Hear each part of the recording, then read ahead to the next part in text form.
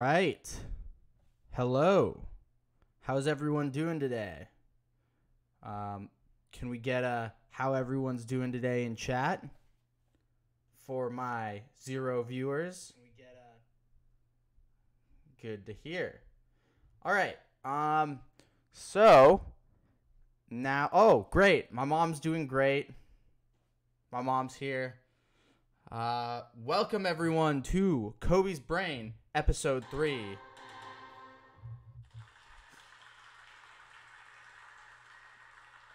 I'm glad you all tuned in. We have a great show for you today. We're going to be talking about a variety of really exciting topics, including the first of which, Wayne's World, the 1992 movie. So right now we're in the entertainment blog component of things, which means we're going to be talking about movies and TV shows, and it's going to be good. So the first film, that I've been able to get to, I haven't been able to watch as many movies as I typically like to, but luckily, I've been able to watch, I was able to watch Wayne's World. Great movie, directed by Penelope Spheris, starring Mike Myers, Dana Carvey, Rob Lowe. Just a really good, entertaining film. So it's definitely amusing. To me, the film seemed pretty similar to Bill and Ted's Excellent Adventure in a lot of ways. So that was kind of an interesting observation that I made from the film. But yeah, so the movie is basically about it's based on an SNL skit, actually, that Mike Myers, it's based on an SNL skit. I'm sure everyone's who watched the SNL has seen it. These two individuals, Wayne, who's played by Mike Myers, and his friend Garth, Dana Carvey, are these two hosts of a public access television show called Wayne's World, very similar to, this show. Pretty low budget, pretty low production value, and, an advertising exec played by Rob Lowe sees Wayne's World as kind of an excellent opportunity for him to advertise for one of his clients. So if any ad execs are out there and want to use Coby's Brain as an opportunity to advertise a product, that's fine with me. You will be welcome. So, but yeah, basically, Wayne has a lot more integrity than I do, and a lot more integrity than most people do, and, doesn't want his vision for his show compromised by, an advertiser. And so that basically causes him to walk out, and you'll see what happens in the rest of the movie. But it's ultimately pretty funny. Mike Myers, Dana Carvey, pretty funny people.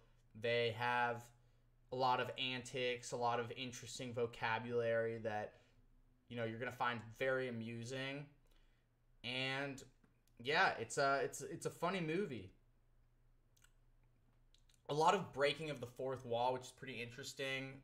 It's kind of also, in a lot of ways, a documentary of Wayne and Garth's, life, where they kind of describe what they kind of, at one point Garth ducks under the table to pick up a pen to talk to the camera and explains how he thinks something fishy is going on, and it's pretty cool.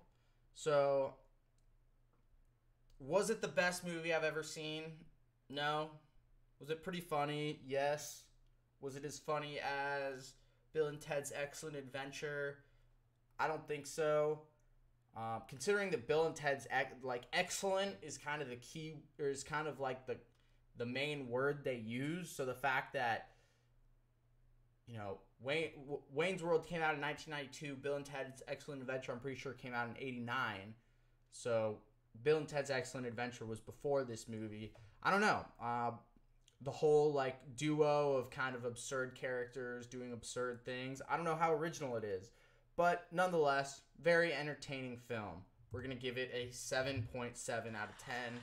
So again, anything over a 7.5, I'm like, all right. I feel like I enjoyed it. Solid. All right, very cool.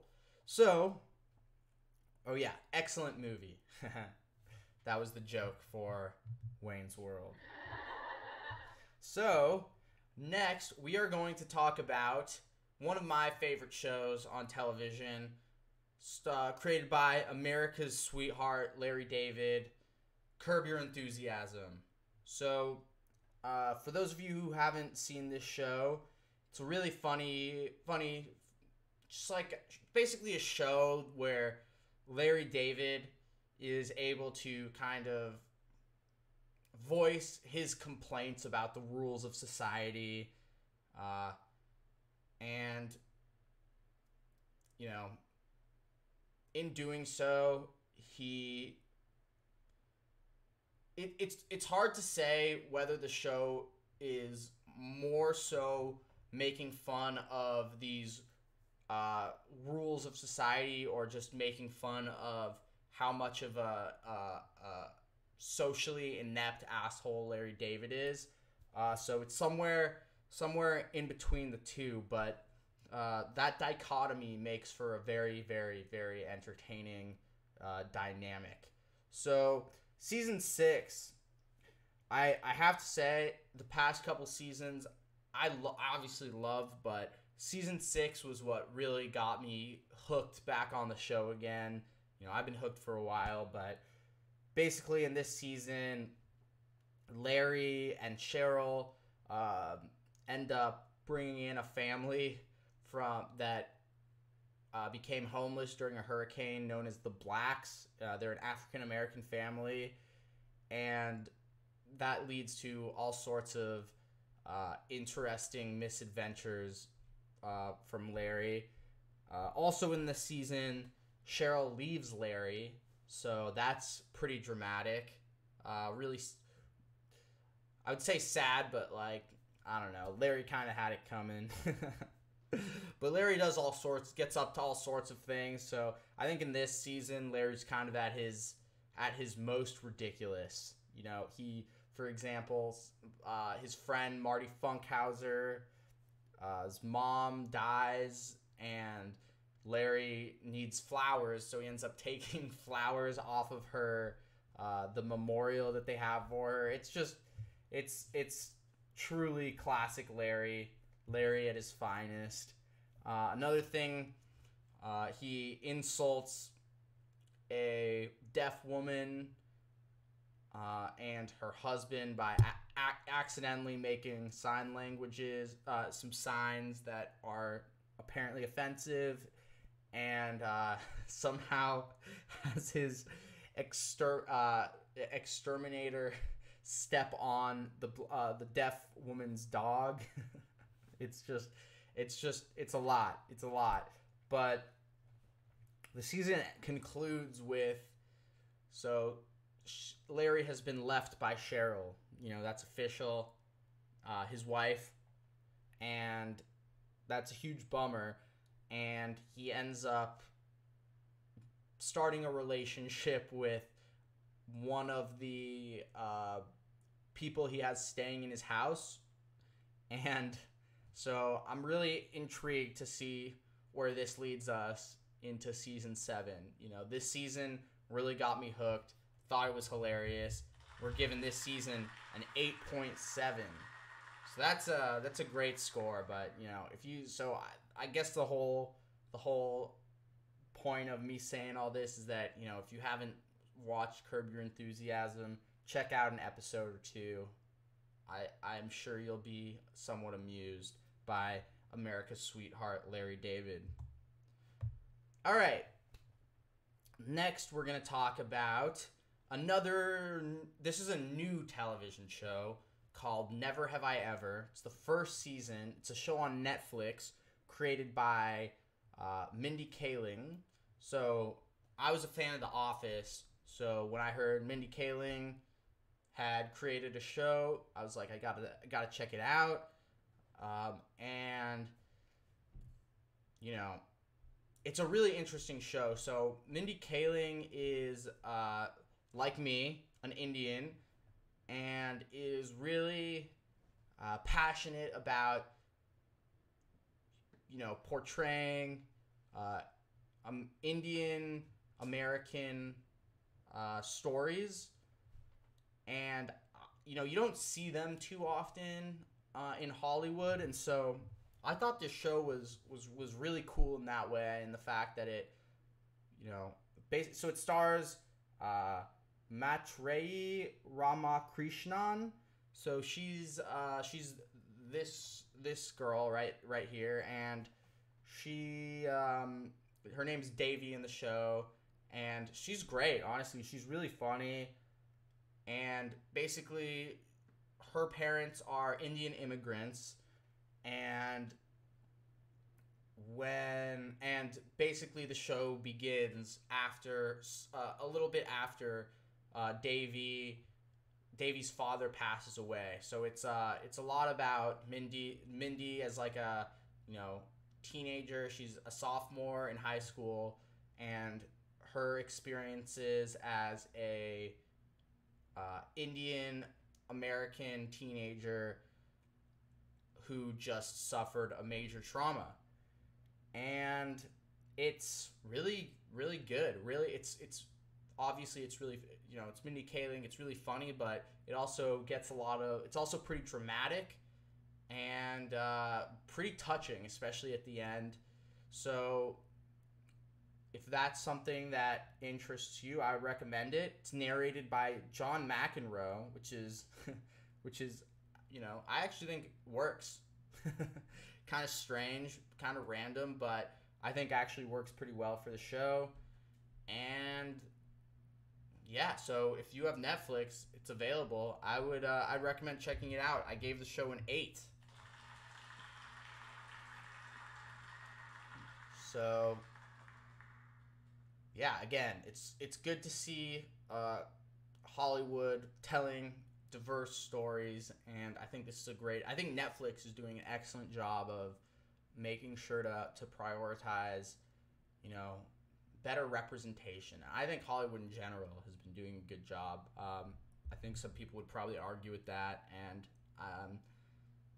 but yeah, I think this is a good example of representation of Indians, and just a generally great show. So check it out. All right, next we're going to transition into Coby's music blog. So I think due to quarantine and the fact that music is pretty, easy to make during quarantine. I mean, I don't know. I'm not really a musician, so I couldn't tell you, but it seems like a lot of rappers are coming out with a lot of music. Nav's album just dropped recently. There's so many albums. I'm struggling to review all of them. Gucci Mane released a new album. Gunna released an incredible new album that I, haven't listened to enough times to review, but really looking forward to that. That should be next week.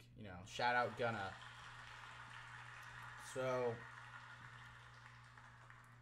I've always been a Future fan. I think Future is probably one of my, top 10, 15 rappers.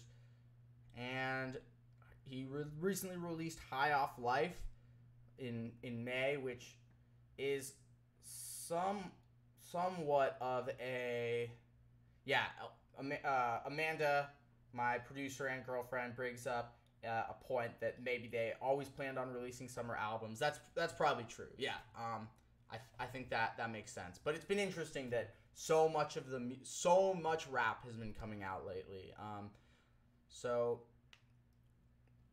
can't tell you the exact reason why that is, but a lot of music coming out, so get excited for some epic reviews regarding these albums. So Future, great rapper, Atlanta, really iconic.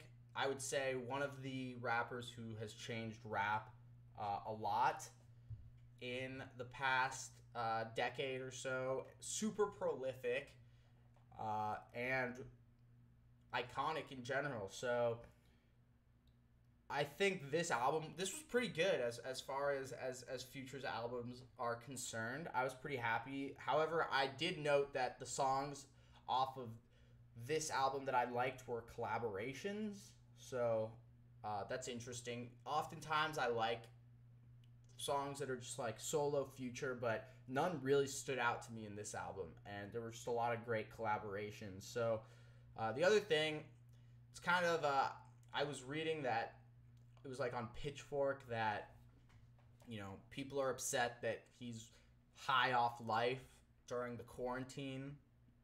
Life isn't so great for a lot of people. Don't really know what that's all about, but despite quarantine, Future's still doing well. Makes sense.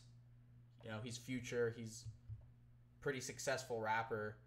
And also Amanda, shout out Charlie XCX.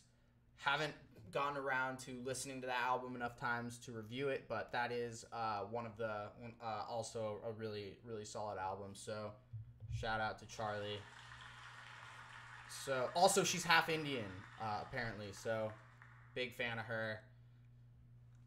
Basically the songs that I say stood out enough to where we're gonna put them onto the Coby queue are Solitaires featuring Travis Scott. Great collaboration right there, featuring probably my one of my top 3 favorite rappers. Also, I've never been super huge on Youngboy Never Broke Again, but his collab called Trillionaire with Youngboy Never Broke Again, pretty good. Life is Good featuring Drake, also great. And 100 Shooters featuring Meek Mill and Doughboy. Future, pretty solid album. I liked it. Some songs made it on the Coby queue, so that's always a good thing. 7.6. So good job, Future. Keep doing your thing. All right, next up, we are going to get on to the topic of books. So I don't think we've actually had a book on the video version of Coby's Brain yet, and that's because I've been kind of pretty slowly working my way through Ready Player One by Ernest Cline, 2011 science fiction novel. And usually it doesn't take me that long to get through books, but this book, I don't know, I just struggled to get super into it, even though it was pretty good, but I didn't find it to... I also felt similarly about the movie. The execution, I think a lot of people comment on how the prose in this book is a little sloppy, and a lot of people describe it as just like a Wikipedia article of various 80s pop culture phenomena, and a lot of people really like it, and a lot of people really hate it. I was somewhere kind of in between. I gave the book a 7.2, and that was because I didn't love reading it. I thought it was a little I guess the prose I found to be a little strange, and the kind of amount of time dedicated to certain details versus other details that I probably wanted more elaboration upon was also pretty interesting. So it was still a good book, really interesting. Amanda's mentioning I would have liked it if I hadn't seen the movie beforehand. That's maybe true. You know, that's probably the biggest strength of the book, that it was just like its premise, which was kind of lost on me because I'd seen the movie. Even though the movie is worlds different than the book. The pop culture references that are alluded to are kind of completely different. So that's a good point. So, you know, I would recommend you should definitely either watch the movie or read the book, just to understand the premise, which is I should have probably got into a little bit earlier in this review. Basically, the idea of a future in which all people reside in a spend a majority of their time in a virtual reality simulation. This simulation is known as the Oasis, and as a result of that, and kind of the cultural prominence of this book in VR, people are often constantly bringing up the Oasis. Like, is this VR app the finally the Oasis? And that's pretty interesting. And yeah, this book is the basis of that. And the Oasis is a fascinating place. Reading the book gives you a lot more insights as to what the Oasis might hypothetically contain. And so that's pretty cool. I recommend becoming acquainted with this story because I have no doubt that the Oasis is very iconic, and the just like concept of the Oasis and this story and premise in general is definitely something that's going to go down in history, and we'll see if it's something that becomes part of our reality as we know it. I think it would certainly have some advantages, especially considering how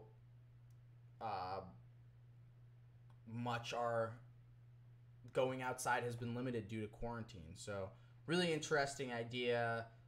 Definitely not an idea that's going to be going away anytime soon. So, good job, Ernest Cline.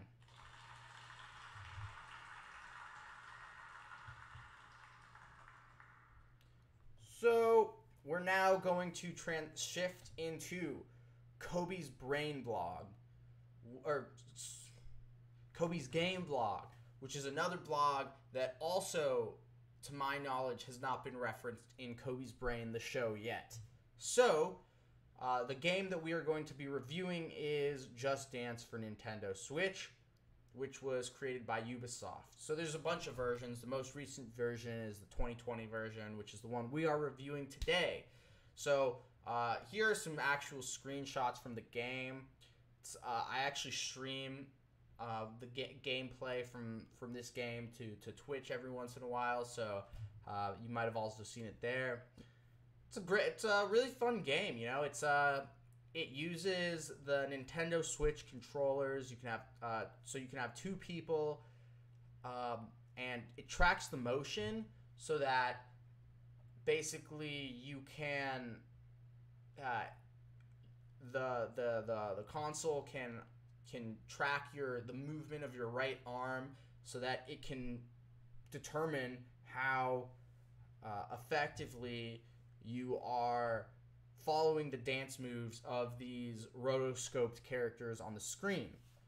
And it's really fun. It's one of the more active video games that I've encountered, and the interface super entertaining. A lot of great song options, especially if you actually have a Ubisoft account and can go Just Dance Unlimited, it's only like $5 a month, which if you play the game frequently, totally worth it. And yeah, it's a non-violent video game, so I think that is good, and it's something everyone can play. It's fun to be played in groups, and I really like it. I could see myself playing it a lot. However, it has a major limitation, which is the fact that the only data that it's really tracking is your right arm. So, hypothetically, as long as you nail what you're doing with your right arm, you don't really have to be doing anything. Obviously, if you're really into it, you're naturally going to be moving your right arm in the right place. But I guess that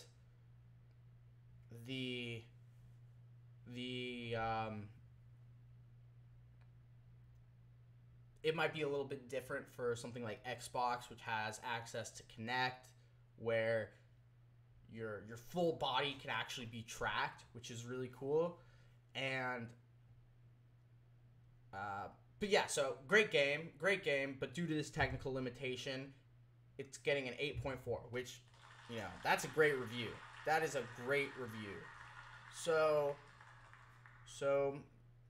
yeah, you know, I'm really looking forward to how this kind of motion tracked technology is going to influence the future of games and make them more physically demanding, which I think would be really beneficial, and just more immersive and interactive in general. I think this is a really good start, but I think with, you know, technology like Kinect and cameras and depth sensors, we're really going to see our full body movement playing a larger role in interactive experiences like this. This is just the beginning, so great job to Ubisoft and Nintendo Switch. All right, that is our show. So be sure to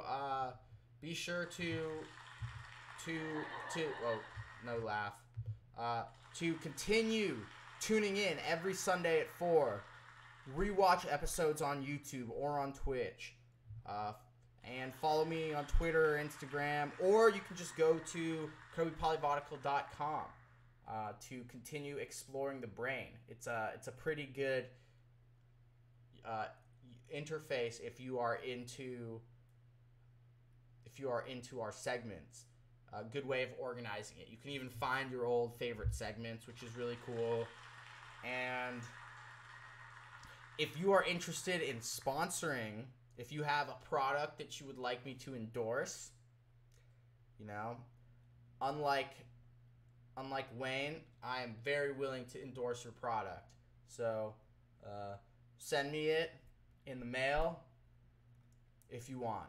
That would be great. Anyways, thanks for tuning in. And I will see you guys next week.